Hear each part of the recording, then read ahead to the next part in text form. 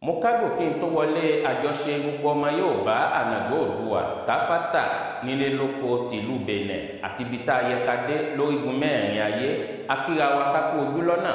kákó ètò wa àṣà wa ìmúradé wa tó ti wọlé tán nínú oṣù ọ̀pẹ̀ tí a wà nínú ẹ̀yìn ní mọ́kànlélógún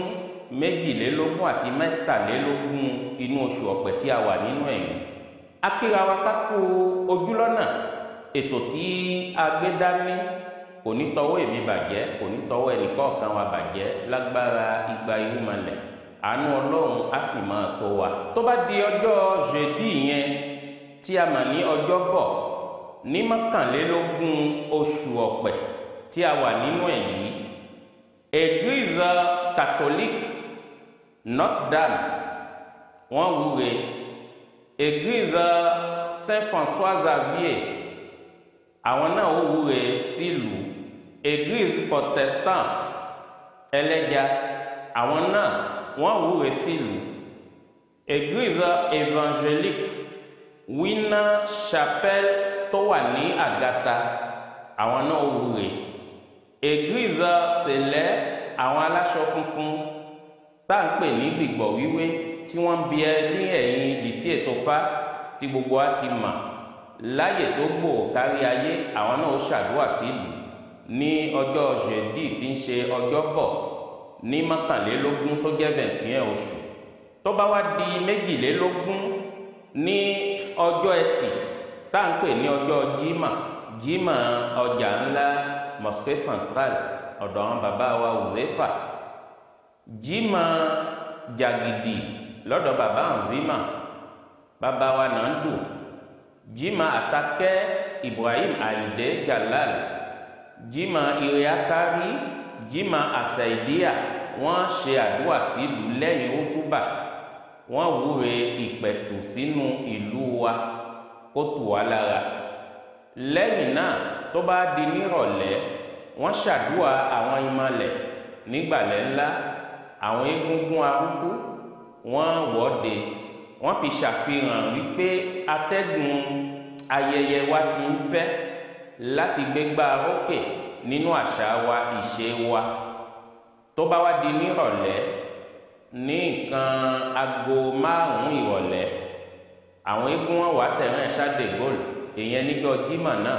wọ́n fi eré ráńpẹ́ fi dá wa lára yá níbẹ̀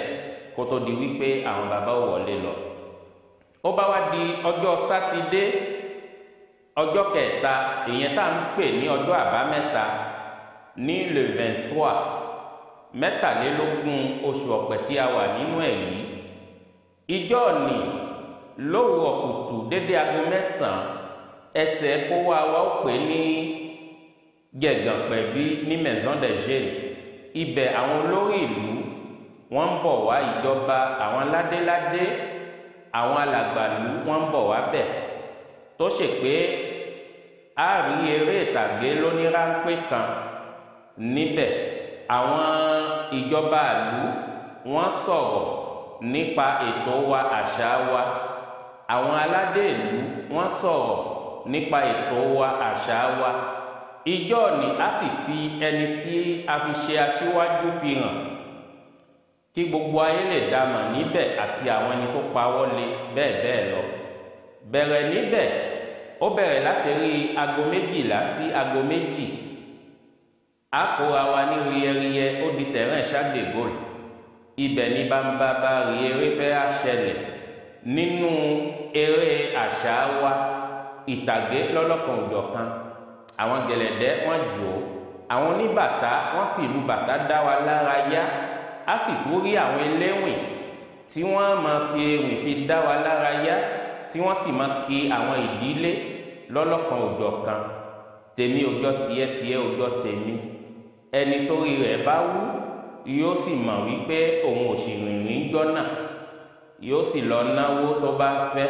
bí wọ́n bá kí ìdílé kó wá lẹ́yìn náà inú àwọn eléré wa tí wọ́n fẹ́ kọrin bẹ́ẹ̀ bẹ́ẹ̀ lọ bẹ̀rẹ̀ látòrí gbàǹkọ̀gbìn olórin àgbà ni bàbá wa Sùrájù Àlàbí